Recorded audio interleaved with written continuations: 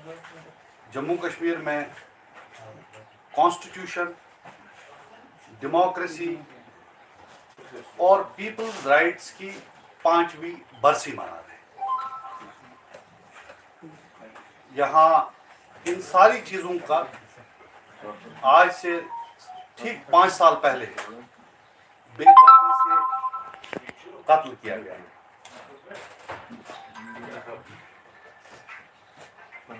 कुछ लोग शायद ये कहें कि 2019 के 5 अगस्त को जो हुआ हमारे मामला वहाँ से शुरू होते हैं, लेकिन मैं आपको याद दिलाना चाहूँगा कि जो कुछ हुआ उसके इंटेंशंस और रोड मैप की जहाँ तक बात की जाए, वो तो उसी दिन हो गया था जब गवर्नर राज शुरू हुआ था। और मैं आपको याद दिला दूं, ये वही दिन था जब राजभवन का जो फैक्स मशीन है वो खराब हो गया। अक्सर हमने देखा है कि जब हुकूमतें साल, 2 साल, 5 साल मुकम्मल करती हैं तो एक मैसिव पीआर ब्लिट्स होता है, जिसमें वो कोशिश करते हैं कि जो कुछ उन्होंने अपने दौरे हुकूमत में किया है उसको वो गिनवाएं। तो चूंकि यहाँ इनके पास गिनवाने के लिए कुछ नहीं है, तो हमने ये मुनासिब समझा कि हम इनको आईना दिखाएं और इनको ये बताएं कि आपने हमारे साथ क्या क्या किया है और क्या क्या चीजें हैं जो आपने नहीं की हैं जो आपको करनी चाहिए। सबसे पहली बात जिसे ये शायद एक अचीवमेंट के तौर पे लेना चाहें, वो ये है कि यहाँ के अवाम के हुकूक मुकम्मल तौर से सल्ब कर लिए गए। यहाँ कॉन्स्टिट्यूशन की बालादस्ती का कोई नामो निशान नहीं है, डेमोक्रेसी का खून किया गया है और आम आवाम के जो बेसिक राइट्स हैं वो आपको कहीं नहीं दिखे। यहाँ बात करना तक जुर्म बन गया है। यही वजह है कि यहाँ कब्रिस्तान की खामोशी छाई हुई है। कोई शख्स डिसेंट तो छोड़ दीजिए, अपने मन की बात तक नहीं कर पाता, चाहे वो नॉर्मल कॉन्वर्सेशन हो, चाहे वो सोशल मीडिया हो, और मीडिया की तो खैर बात ही छोड़ दीजिए। ये इनकी अचीवमेंट है। डेमोक्रेसी को उसका कत्ल करना, कॉन्स्टिट्यूशन की धज्जियां उठाना, यहाँ के लोगों के राइट्स को पामाल करना, ये इनकी सबसे बड़ी कॉन्स्टिट्यूशन। अब इन्होंने क्या किया था कि इस पूरी प्रोसेस में, चूंकि ये झूठ बोलने के माहिर लोग हैं, इन्होंने कहा था कि जी अब जब हम आ गए हैं, डायरेक्ट रूल कर रहे हैं, तो यहाँ की जितनी प्रॉब्लम्स हैं उनको हम जड़ से उखाड़ दें। अब इन्होंने किया क्या है, जो इनके राज का वक्त है, 370 अनकॉन्स्टिट्यूशनली हटाने के बाद का वक्त है, उसमें जो एक क्रेडिबल एजेंसी है, ये कोई पॉलिटिकल पार्टी की एलिगेशन है, एक्यूजिशन नहीं है। Centre for monitoring Indian economy, CMI, उनका जो पिछला अप्रैल का डेटा है वो बताता है कि पूरे मुल्क में हम तीसरे नंबर पे पहुंच गए हैं अनएम्प्लॉयमेंट में, 21% से ज्यादा। एक रिपोर्ट जो इस साल फरवरी में आई है उसके मुताबिक सिर्फ कश्मीर में 70,000 से ज्यादा नॉन ड्रग एडिक्ट्स हैं। हमारी इकोनॉमी का क्या हाल है वो आप सब जानते हैं। हमारे नौजवान दर दर की ठोकरें खा रहे हैं, उनके लिए एम्प्लॉयमेंट नहीं है। ये जो 60,000 लोगों को नौकरी लगाने के दावे कर रहे थे, आप सब जानते हैं कि जब से ये आए हैं, जब से union home minister Amit Shah ji के डायरेक्ट रूल में हम लोग हैं, यहाँ के जो बोर्ड्स हैं सरकारी, जिनके जिम्मे यहाँ की रिक्रूटमेंट है, उन्होंने 5 बड़ी प्रोसेसेस की, जिसमें फायर एंड इमरजेंसी सर्विसेज से लेके PHE महकमा या बाकी महकमा जात की रिक्रूटमेंट्स हुई। वो सब की सब इंक्लूडिंग, और इनको पता है कि इनकी प्रोसेसेस करप्ट हैं, एक्शन कहीं नहीं दिखता आपको। हमें तो शक है कि ये जानबूझ के ऐसी करप्ट प्रैक्टिसेस करते हैं ताकि रिक्रूटमेंट हो ही ना और यहाँ के नौजवान को एम्प्लॉयमेंट से दूर रखा जाए। जब वो एम्प्लॉयमेंट से दूर रहेगा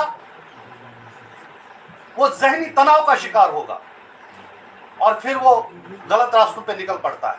शायद इनकी मंशा ही है। हॉर्टिकल्चर उसके साथ इन्होंने क्या किया वो भी आपको पता है।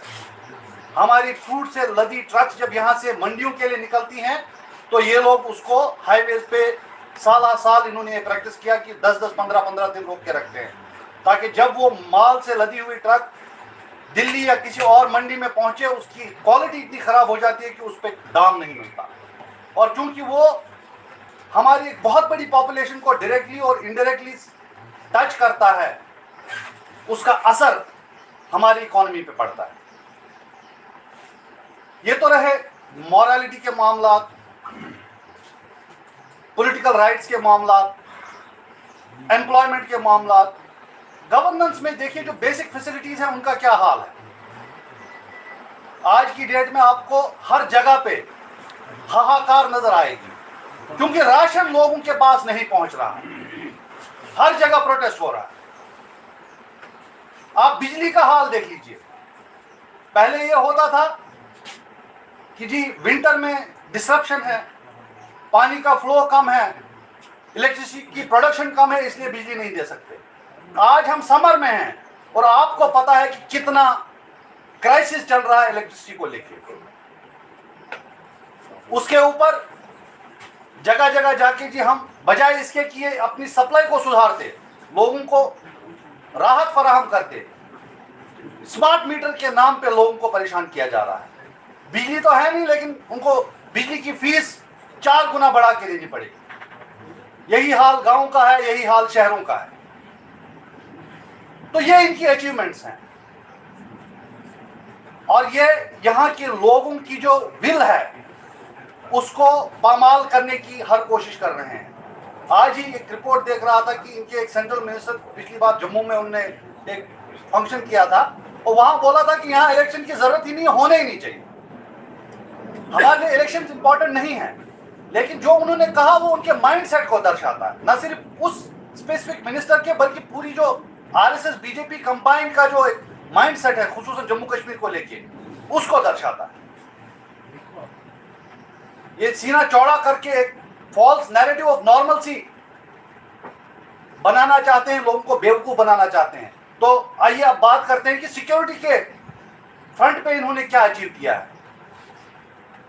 यहां 2008, 2010, 2016 में एजिटेशंस हुई, हालात खराब रहे, लेकिन जो कश्मीरी पंडित यहां वापस आए थे, जो यहां नौकरियां कर रहे थे, ना तो उनको टारगेट किया गया और ना वो यहां से भागने पे मजबूर हुए। ये इनकी सरकार है जिसके चलते सिक्योरिटी इतनी खराब हो गई है कि वो 6-6 महीने से जम्मू में बैठे हैं, वो तैयार नहीं है वापस आने को because of their security concerns. Even at the cost of their jobs वो आने के लिए तैयार हुई।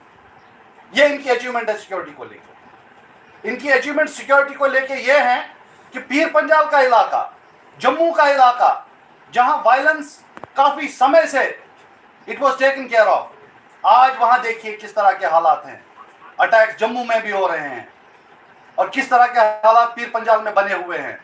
कितने लोग वहां मारे गए, चाहे वो निहत्थे हों, चाहे वो हमारे फौज के जवान हों। और जो लोग इन बॉर्डर एरियाज के हमेशा साथ रहे हैं उनको किस तरह से हैरेस करके, टॉर्चर करके फर्दर एलिमिनेट किया जा रहा है, क्योंकि इनका जो इंटरेस्ट है वो पीस में सॉल्व ही नहीं होता। इनके इंटरेस्ट के लिए जरूरी है कि ये पॉट बॉइलिंग रहे। तो सिक्योरिटी के मामलात हों, गवर्नेंस के मामलात हों, अनएम्प्लॉयमेंट के मामलात हों, यहाँ के डेवलपमेंट के मामलात हों, यहाँ के जो डेमोक्रेसी है, जो राइट्स हैं, उनको तार तार किया जा रहा है। ये इनकी अचीवमेंट्स हैं। हमारे कितने नौजवान हैं जो साल हर साल से जेलों में बंद हैं, न सिर्फ जम्मू कश्मीर में बल्कि बाहर की जेलों में भी।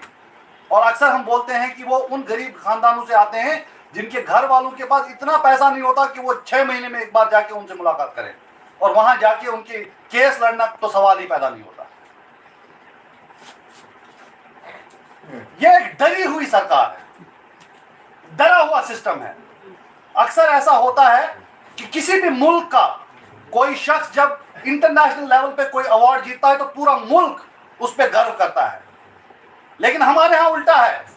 एक कश्मीर की बच्ची, एक जर्नलिस्ट पुलित्जर प्राइज जीतती है, और ये कावर्ड लोग, ये कावर्ड सिस्टम उसको एयरपोर्ट पे रोकता है और जाने नहीं देता वो अवार्ड लेने के लिए। यहां के लोगों का पासपोर्ट बंद करते हैं सिर्फ इसलिए कि कहीं ये बाहर जाके इनके मुंह से कोई बात ऐसी ना निकल जाए कि हमने जो झूठ का पुलिंदा बना रखा है उसको ये खराब ना कर दे।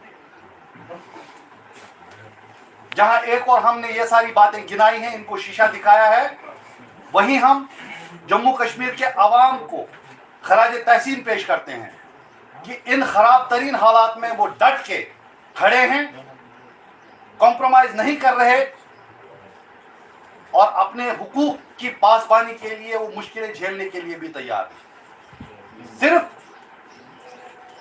प्रोटेस्ट करना सिंबलाइज नहीं करता है। कोई कब्रिस्तान की खामोशी में जहां हर एक कनपट्टी पे एक बंदूक रखी गई है, अगर लोग खुल के बात नहीं कर पा रहे, इसका मतलब यह नहीं कि उनके दिलों में इसके खिलाफ बात नहीं है। और आम आदमी अगर प्रोटेस्ट करना भी चाहे तो कैसे करे? पॉलिटिकल पार्टीज को अलाउ नहीं किया जाता जो मेन स्ट्रीम है यहाँ की, सिवाय उनके जो इनके अपने लोग हैं।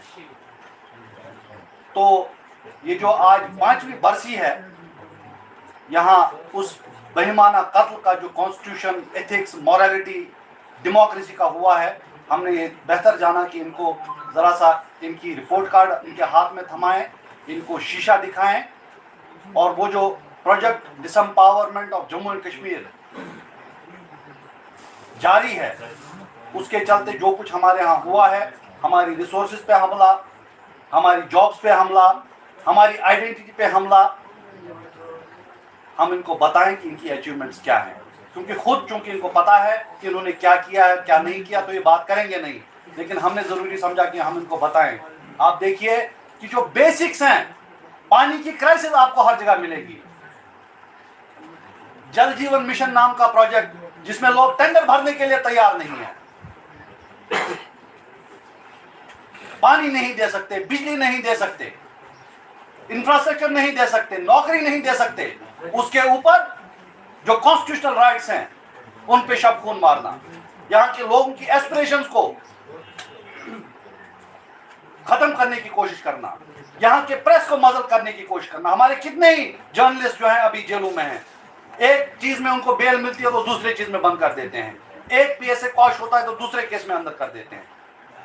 ये न सिर्फ इनके जालिमाना और जाबिराना कैरेक्टर को दिखाता है, बल्कि उससे ज्यादा ये कितने डरे हुए और डरपोक लोग हैं, कितना डरपोक सिस्टम है, ये उसकी भी